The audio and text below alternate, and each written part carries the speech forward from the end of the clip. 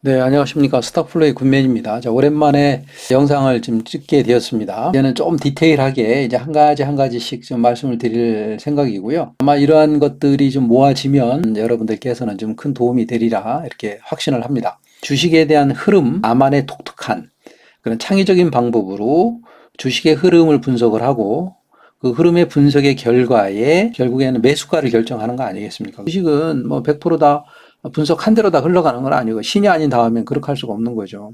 근데 7번, 8번 확률을 높여가면 그 나름대로의 주식의 매매 분석 방법이 이제 정립이 되는 거예요. 그래서 오늘 제가 이제 드리는 말씀은 뭐냐면 실제 일봉 차트에서 이 주식을 어떻게 이런 흐름을 어떻게 분석을 하고 어떻게 매수가를 정하느냐, 또 어떻게 이제 매수를 하느냐에 대한 이야기를 좀 디테일하게 좀 드리려고 하고요. 그래서 이 종목은 실제 제가 매매를 한 종목이고요. 우리 회원들도 지금 현재 매수를 해서 수익을 이제 일부는 좀 냈고요. 지금 현재 홀딩하고 있는 종목입니다. 이게 종목명은 제가 말씀 안 드릴게요. 이따가 다 공개를 할 겁니다. 말씀을 드릴 거고요. 왜 선입견이 들까봐 그렇습니다. 지금 현재 이 주식이 일봉입니다. 일봉 차트고요.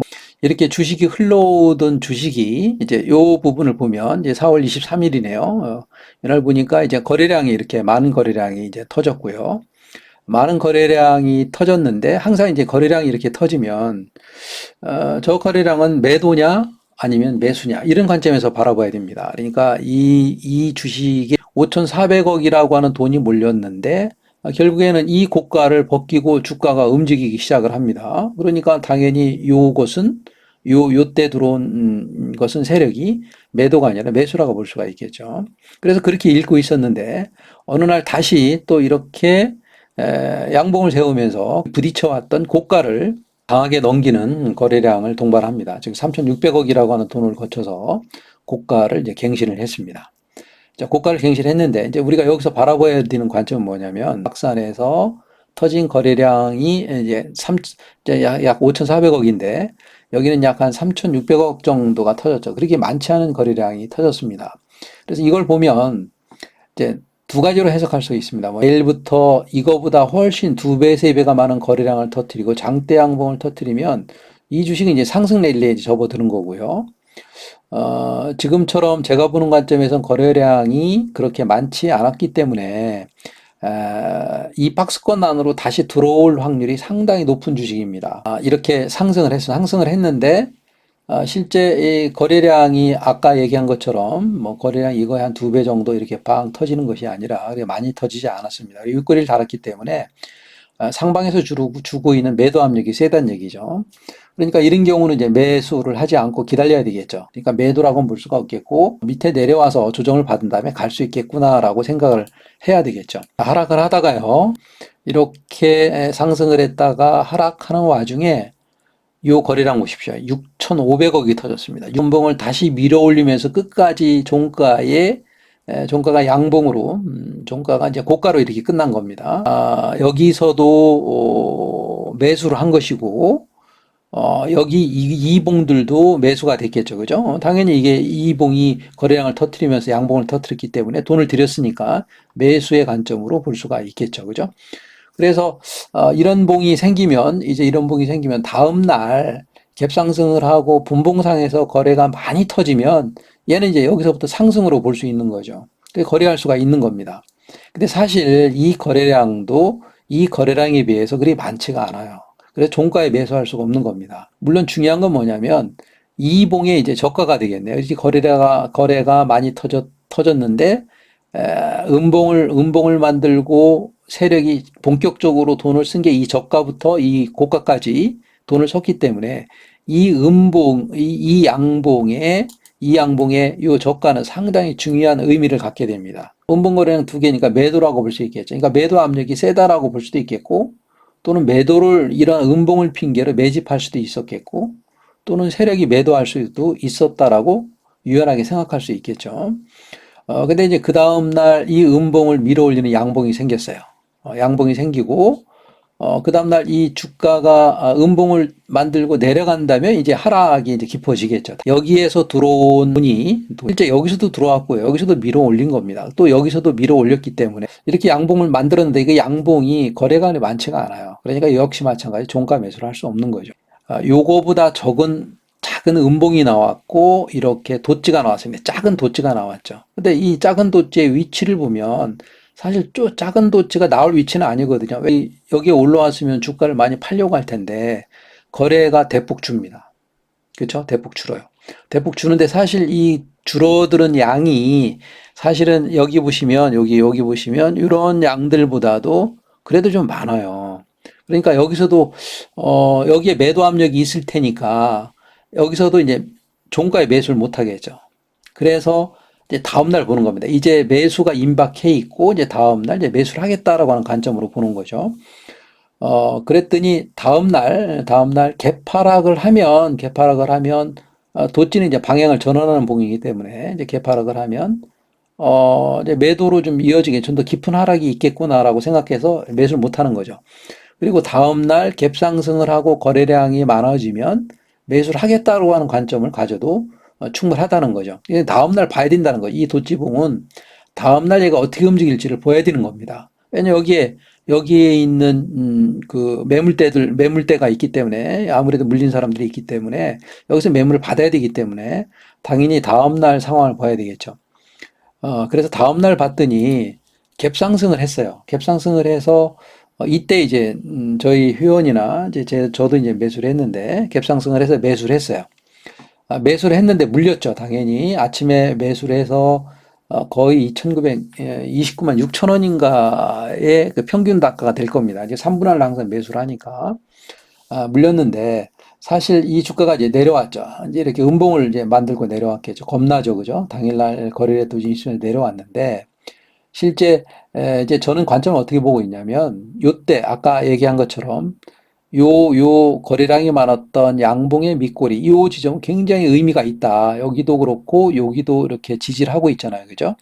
그래서 여기서 매수를 했지만 갭 상승을 해서 올라갈 거로 예상해서 매수를 했지만 주가가 내렸어요. 내렸는데 그렇다면 나는 손절을 어디에다 칠 거냐면 의미가 있었던 요 봉의 아랫꼬리를 깨면 손절을 칠 수 있겠다라고 생각을 하는 거죠. 손절할 수 있겠다라고 생각을 하는 거죠. 그랬더니 그 당일날 이걸 깨지 않고 이제 올라왔어요. 이제 그러면서 이제 1, 2, 3차 매수가 아마 다 됐을 겁니다. 그래서 1, 2, 3차 매수가 다 됐고 우리 거는 매수가 돼 있는 상태고 그래서 그 다음 날 다시 이렇게 한번 돛지를 좀 만들고요. 작은 돛지를 만들고 근데 거래량이 얼마 없으니까 그대로 홀딩이죠. 그리고 그 다음 날 이렇게 상승을 하게 됐습니다. 이게 이제 2024년 6월 21일입니다. 그러니까 저번 주 금요일이라요. 금요일 날 우리 회원님들은 여기서 매수를 해서 그래도 수익이 9% 정도 이렇게 수익이 되겠네요. 그래서 이렇게 수익을 냈는데, 실제 이제 중간에 제가 이제 좀 종가쯤에도 한 번 더 팔으라고 그랬습니다. 왜 팔으라고 얘기를 했냐면, 여기 보시면 어때요? 거래량이 여기에 비해서 어떻습니까? 많지가 않아요. 물론 이 거래량이 박스권을 뚫고 올라갈 때 거래량이 작은 것과 큰 것은 또 구별이 돼야 되겠죠. 그죠? 작은 것이 어떤 땐 좋을 때가 있고요. 큰 것이 어떤 땐 좋을 때가 있습니다. 근데 이렇게 작아버리면 거래량이 작으면 종가에 이건 배팅하기 좀 어렵죠. 그러니까 결국 뭐냐면 이런 현상이 되는 겁니다. 이 현상. 여기에 보면 제가 아까 얘기한 것처럼 박스권을 고점을 뚫은 강한 양봉이었으나 거래량이 그렇게 충분치가 않다라고 판단이 되기 때문에 한 번 더 바닥으로 내려올 것이다라고 얘기를 했는데 이것도 약간 그런 양상이 있는 겁니다. 만약에 이 주식이 좀 더 간다면 내일 아침부터 어떻습니까? 거래량이 엄청 실리면서 이제 양봉으로 쭉 뽑아야 되겠죠. 그러면 이제 박스권을 이탈을 하고 상승 기조로 이제 본격적인 상승 기조로 이제 들어서가 되겠죠. 이런 방법이 하나 매수 방법이 있겠고요.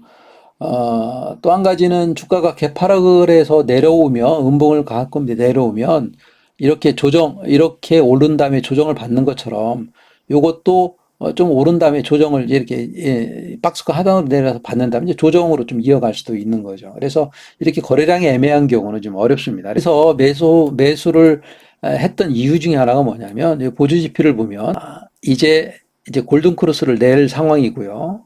또 MACD가 이렇게 좀 올라오고 있는 상황이고, 물론 뭐 장기적으로 보고 있는 트릭스는 지금도 이제 하락 기조를 유지하고 있는데, 이 두 개, 단기와 중기의 과정이 좀 더 상승 쪽으로 전환을 하고 있는 그런 상황이기 때문에 매수를 했고요. 뭐 단기적으로 좀 보고 있습니다. 보고 있는데, 단기적으로 매수를 했는데 얘가 강하게 상승을 하면서 요 장기선도 돌려내면 그때부터는 좀 홀딩하고 좀 멀리 볼 수가 있겠죠. 그죠? 그래서 이 보조지표 3개도 제가 보조지표 읽는 방법에 대해서도 활용하는 방법에 대해서 보조지표 3개의 활용하는 방법에 대해서도 이평선과 맞물려서 제가 설명한 영상이 있습니다. 그거 찾아서 한번 꼭 봐주시고요. 이럴 때 좀 유용하게 이제 활용할 수가 있습니다. 그래서 여기에 이제 좀 더 이해를 좀 높이기 위해서 이평선 한번 입혀보겠습니다. 이등평균선을 이렇게 입혀보겠습니다. 자, 이등평균선을 입혔습니다. 여기서부터 오늘까지의 이 흐름에서의 가장 중요한 이평선은 며칠 선일까? 파란색이 20일, 녹색이 10일, 분홍색이 5일, 그 다음에 여기 회색이 이제 3일선 이평선입니다. 3일 이평선입니다. 그래서 이평선들 중에서 가장 의미 있는 이평선이 어디라고 생각하십니까? 눈에 보면 딱 보이시죠, 그죠? 여기 상승할 때 제가 중요하다고 생각하고 있는 요 11선 이평입니다.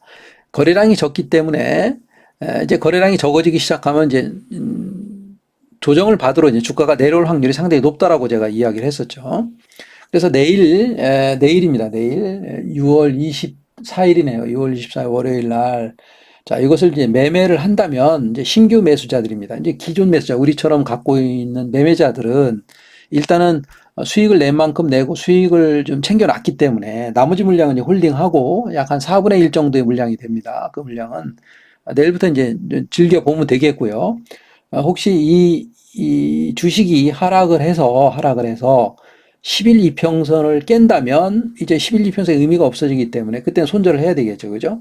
뭐 손절을 해도 거의 뭐 수익을 낸 상태이기 때문에 수익으로 이제 마무리가 되는 거겠죠. 다시 정리하자면 내일부터 거래량을 빵빵 틔우고 양봉을 만들면 이제 본격적인 상승이라고 보고 3일선으로 대응을 해서 수익을 내시면 되겠고요.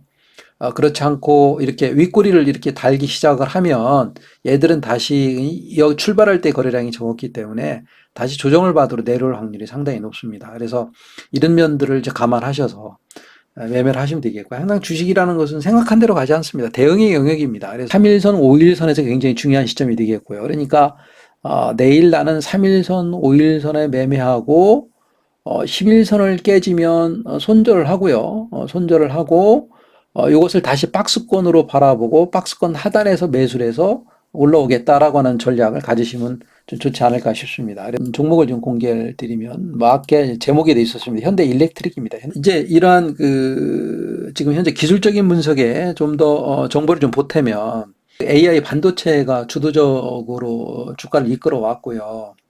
이제 그러면서 이제 순환매가 돌면서 이제 전력 관련돼 있는 것, 전선 관련돼 있는 종목들이 이제 돌고 있겠고, 또 AI가 되면 이제 어떤 에너지원이 많이 필요하기 때문에 뭐 원자력 관련돼 있는 것도 또 에너지 관련돼 있는 주들도 또 들썩들썩 움직여서 또 이제 순환매가 좀 왔었고요.